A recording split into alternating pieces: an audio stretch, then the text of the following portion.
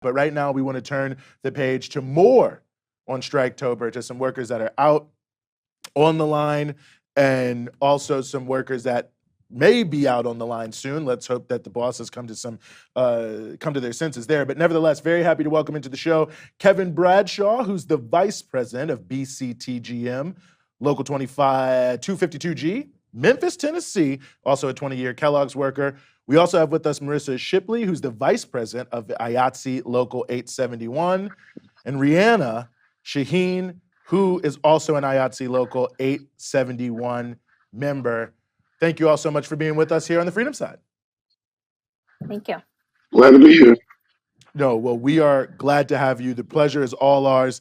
Kevin, I'll start with you. Y'all are out there on the line right now. I think a lot of people have been watching the Kellogg strike. I mean, I think many of us have seen what, to us look like horror stories, really, in terms of the amount of work that's done, the hours that are worked, the pay, the working conditions. So just talk a little bit about what's going on at Kellogg's and why you guys are out on strike. Okay, yeah, why are we out on strike? We're on strike because Kellogg's is being greedy. They're actually trying to take away workers' rights by benefits, insurance, and pension and retirement, and reducing their hourly wage by like $13 less than what I myself make. So we gave concessions back in 2015 to allow them to bring workers in at a lower rate, but we also left a pathway for them to be able to transition to make top pay. So now, after 5-6 years later, Kellogg's saying, well, that's not good enough. We want more. We want to take away that pathway. We want to make it a permanent 2-tier wage system. And then they go on to try to, blast us and say, well, you guys make we paid them $120,000 a year, but we make about $58,000, but we work 7 days a week, 12 hours a day, 16 hours a day, day in, day out. And it's been this way for years, since the late 90s. And because they decided to do away with more workers to do more with less workers. So that's the American way now, more for less. So we're fighting not for ourselves, but for the future. So if we give in now, then the people coming behind me and the people that are here with less seniority than me, they will have anything to look for, working for Kellogg's. Well, I think that's such an important point you make there, Kevin, because you always hear that they say, oh, well, we're paying them X amount of money. I mean, they're acting as if the job is easy. I mean, you talked about the Right. working hours. Talk about the working conditions. I mean, what's it like working there on the lines in these factories? I mean, I assume that this must be back-breaking labor. Well, it's more time consuming away from your family and loved ones and not knowing day in, day out when you're going to have to stay over or come in early. So you pretty much don't get to plan or balance a lifestyle that's normal for any normal working person. So we struggle with that. I've struggled with it for 20 years, but I have a loving wife who's been able to support me through it with my 4 kids. So it can be a lot on the person, especially a younger person who's just getting into the workforce and not having that discipline and that balance at home to be able to make it through these type of hours that we work. So it's very strenuous on the person, mentally, physically, and just day in, day out, not knowing what day you're going to have to stay over or work overtime. Marisa, I think a lot of people have seen something about IATSE, even people who don't know anything about labor. I think we all see, of course, the front of the camera, and now learning about all of the workers behind the camera. You all are also, hopefully you don't have to go out, but it seems like they're pushing you very hard. What are some of the issues on the table for your workers currently right now? Yeah, so we're still actively in negotiations and hoping for a deal. There is now a deadline of this Monday at 12:01 a.m. In order to get a deal. Otherwise, our international president said we're going on nationwide strike for IATSE workers on these contracts. The things that we're talking about are really basic human needs. We're talking about reasonable rest and breaks during the workday, having an actual meal in the middle of the day. We're talking about living wages for the members who make the least, sustainable benefits like healthcare and retirement security, and a fair share of streaming success. These, corporations are not experimental and they're not a new model. They are well established and making plenty of money, and the members working on these shows that have budgets that rival or exceed the traditional media should be paying their members fair wages and, paying into their benefits in the same ways that the traditional companies do. I'm really glad you said that. And just a quick follow-up on that. I mean, one of the things I hear from these companies is that in the streaming era, that basically they're all going broke. I mean, it seems fantastical to me since I know what I'm paying them to watch TV. But talk about that if you could, because I think that's a big talking point that sort of, well, it's all this because of technology. We're also being, squeezed. Yeah, while I can't speak to their business model, it's hard for me to believe that it is not a not a profitable product, given that everyone is getting into it. They want more and more content. People turned to the arts, and particularly TV, during lockdown last year. So they are desperate for content, and the workers that get squeezed are the behind the scenes crew that make these projects possible. And they find the money for everything else. They find the money for multi-million-dollar deals for their CEOs, and they find the money for on-screen talent. They find the money for equipment. They need to find the money for the crews that make these projects possible. Mm-hmm. Well, Rhianna, I also want to ask you, talk to us a little bit about the working conditions and the situation here. I think, for so many people, they're sort of just waking up to the idea of something going on sort of behind the camera, as it were. And I don't know if everyone really even has a good sense of, what's it like to be working there on these sets in the context of a pandemic, especially. Oh, you might be muted. Am I muted? Yep, now we got you. Are you okay? You can hear me? Yep. Oh, great. Yeah, it's funny because I think before, talks of a strike kind of came up, and, a lot of our stories were coming out on the very popular Instagram IA stories. A lot of folks on the outside thought that, Hollywood is, such a glamorous industry, but it's actually a lot more similar to like what Kevin was talking about, of just like the long hours that we work, where, you have crew members who are working like 70 plus hours a week for months on end, and, with barely any time to see their family or friends or to have lives outside of that. I can say personally for myself that, I've missed weddings, I've missed funerals, I've put off doctor's appointments to no end. And, you just don't know what the next day will bring, because, you get a call time and you don't know when they're going to wrap. And like Marisa said, like these studios just squeeze us. And it doesn't matter if you're the production assistant who's non-union, or if you're the camera assistant who, makes a good wage, but, is also like hauling tons of equipment, has to drive home after wrap. And, maybe that's after a 19-hour day, and they don't know if they're going to make it home safely. There's been so many people who have died working on these sets because of the long hours. And, it's just something that has to stop. Kevin, I think about these big corporations, and we're talking about it, and obviously you guys are up against Kellogg here, and they're making so much money, inflation, the prices are going up. Yeah. It seems to me that there's just such a level of disrespect with what you all are dealing with. The fact that you have to go on strike just to get the most basic, I think what almost everyone would assume, just the most basic rights on the job. How does it feel as someone who, is out there working faithfully, your members out there working hard? There's obviously a critical product. We're all eating Kellogg cereal. To have the company respond like this to these very basic demands. For us, it feels really bad. It lets us know that Kellogg is very greedy. We worked through a pandemic. We have people who worked endless hours. We had people who died from COVID-19, while CEOs and other top salary members stayed at home and worked from home. They made over $380 million in 9 months of a pandemic. They gave out bonuses and stuff to all the top salary people at 158%. And they gave us two $500 bonuses, just 1,400 people. So it lets them know how much we really work with them. They have posted everywhere all over the plant that we are essential workers feeding America, but now we're non-essential. So it's really a big lie to just sit there and watch them want to take the basic things that we need to be able to be, good, honest, and loyal, dedicated employees that we are, to treat us the way that they're treating us. One thing I also wanted to ask you, Kevin, and there's a photo, maybe you've seen it, that I think has gone viral of one of your union brothers out in the rain holding the line, and I think it was just very Yeah. indicative to a lot of people of the level of steadfastness people have. Talk about what it's been like out on the picket lines and the type of support that you all have been getting, and how that's felt. It's been very, uplifting for a lot of younger people who've never experienced anything like a strike or a lockout. We have community involved. We have all the religious community involved. Over 500 churches in Memphis. We have all the unions. It's over 45,000 union members in Shelby County that I live in.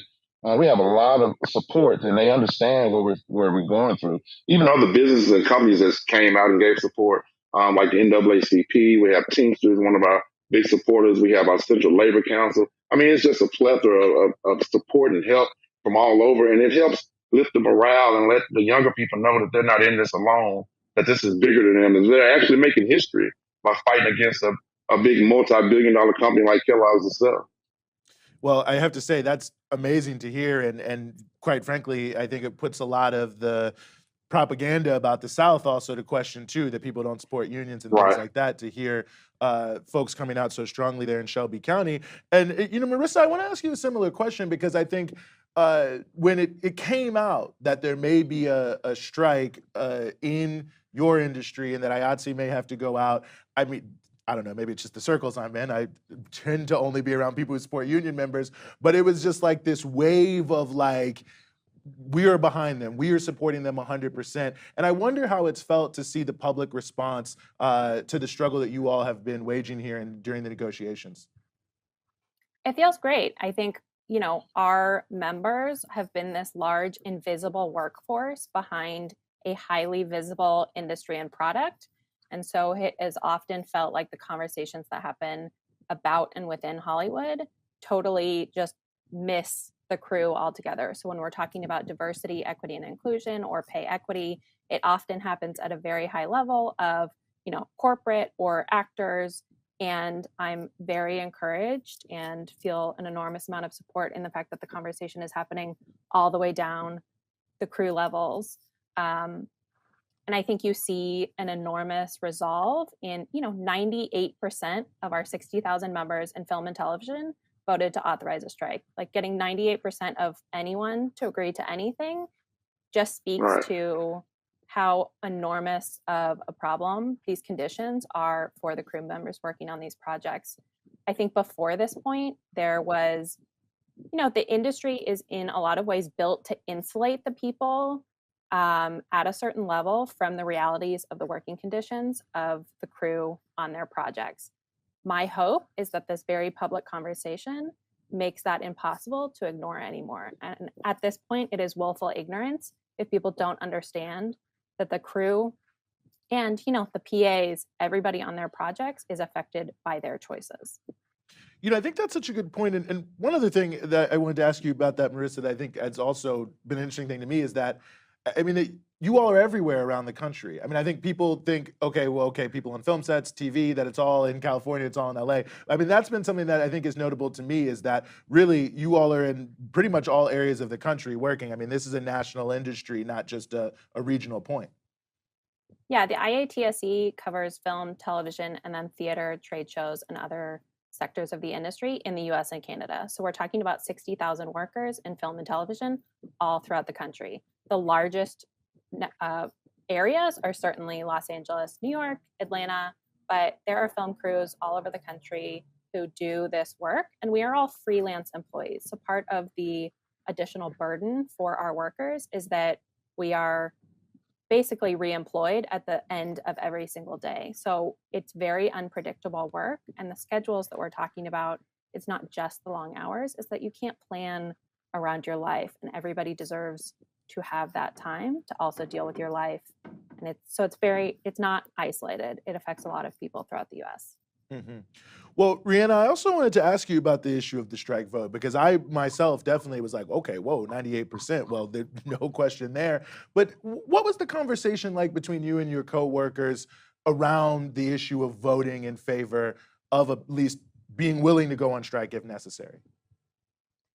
Yeah, it is, I guess, the first time we've ever gotten to this point where we were voting for a strike authorization. So, I think there was a little bit of anxiousness, but at the end of the day, the things that we're asking for, like our basic humanity, it's so long overdue that, there's so many crew members, so many of my coworkers and myself where like, I can't always foresee myself continuing on in this work. Like, I don't have the bandwidth to continue on with these hours. And what that means is that I have to leave the industry, and we shouldn't have to like make those choices. So I think, we've really been driven, I think we've been making sacrifices just to get the word out about the vote. And just seeing that, I think we've felt, super strong together in our unity and solidarity that we can win this fight. Because when we fight, we win. But yeah, I think everyone's super pumped personally. Mm-hmm. Well, Kevin, let me ask you this. In terms of the state of things right now, where are the negotiations at with Kellogg? Are they negotiating with y'all? And what are you expecting in the coming days? Well, as of right now, they're not negotiating with us. They've made different public statements that they're willing to go back to the table, but they haven't reached out to go back to the table because the things that they have on the table are just not acceptable. So the union is always willing to negotiate in good faith, and we're hoping to hear from them soon. Mm-hmm. Well, and one thing I also wanted to ask you too before I let y'all go, Kevin, is you mentioned a couple times that the younger workers have been very enthusiastic about this, the things that they've put on them, the two-tier wage system, the other pieces. I mean, how important is this, do you think, for your union and for the labor movement at large, for younger workers to really be standing up and fighting back like this? I mean, does it really sort of strengthen the movement going forward by renewing, so much of this heritage and spirited of the labor movement? Yeah, I think it shows that we don't have to accept the things that corporations and companies want to just throw us and make like seem like it's the industry standard because they can afford to do better and they have done better. So why not do better now? They're trying to do, just give people what they feel like is acceptable. And we don't have to accept it. I would say to anyone, just know your worth. And, companies are going to be greedy if we allow them to be greedy, and we have to fight back. And like we said, when we fight, we win. So we should stay united together because my fight is your fight and your fight is my fight. And we just need to fight. One final thing I just want to say, Kevin, so you guys are out on the line. What can people do to support you all? You can go to our Facebook page, Kellogg Union Striking Members Strike. I got that all wrong, but you'll find it. Or you can go to BCTGM.org and they'll have the link for everything. Just go to BCTGM.org and you can find our ways to support in states. That's Omaha, Nebraska, Lancaster, Pennsylvania, Memphis, Tennessee, and Battle Creek, Michigan. And we love to support. And we support you other guys that are on strike or threatening to go on strike as well. Excellent. Thank you. And Marisa, I mean, again, hopefully you guys don't have to go on strike. Is there anything you want the listening public to do to support your struggle right now? Right now, there's an open letter that you can sign, a petition telling the industry to, deal with us and give us a fair wage. You can find that at IATSE.net. And if there's a strike, there will be more information about how to support workers on the picket line in calling for what they deserve. Right on. Well, Kevin, Marisa, Rhianna, really, really appreciate you guys giving us some of your time here on the Freedom Side. It was really an honor, and all solidarity to you. Thank you so much.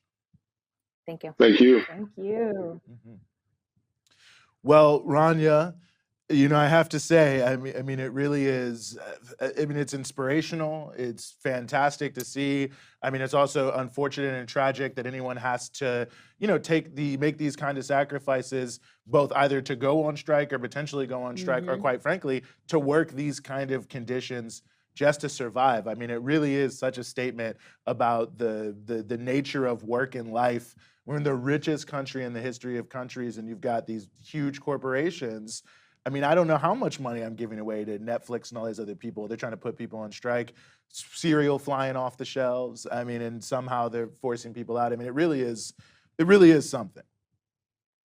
Especially when you see like the amount of money that the people in charge of these companies are raking in. this is like pure greed. And also we live in a country, well, you live in a country and I'm from a country that that really doesn't have very much protection for workers. I mean, that's what this demonstrates, is there's very little protection for workers in America by developed world standards. And it's quite shocking and shameful. And yes, it is totally inspiring to see all these people coming together and rising up to do something about it. But in a country as rich as America, like, it really speaks to the situation we're in terms of capitalism during the pandemic.